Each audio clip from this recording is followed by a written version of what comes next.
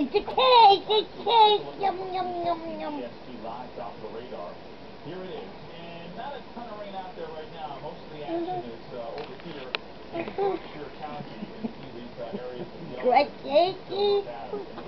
Yeah, good dipweed here on there, too. Generally stay out of our way here in the valley. But if you're headed out and about tonight, be advised that you should bring an umbrella and a warm jacket, too, because that breeze is making it feel That good, yum. Yeah, yum, yum. Showers, and we're not actually seeing rain. We're going to see drizzle and misty conditions late in the evening hours. And again, it's cool. It feels more like early November than early October. Oh, yeah, that's a good grinder, huh?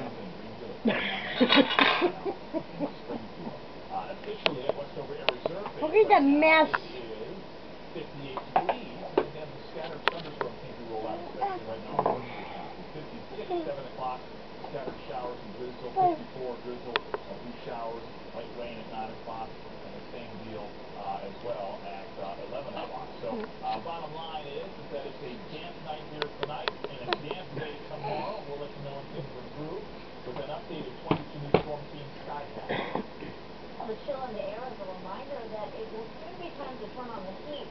As a scary thought, as the price of oil starts the week off, that is too much high.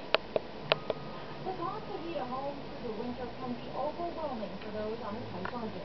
Let's say, you gotta have oil to have heat, you gotta have some. We live on the second floor of the apartment anyway, so you're getting heat from below.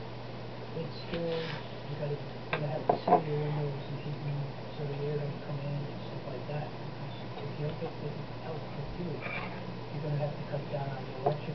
Even for those like Edward Hamlin,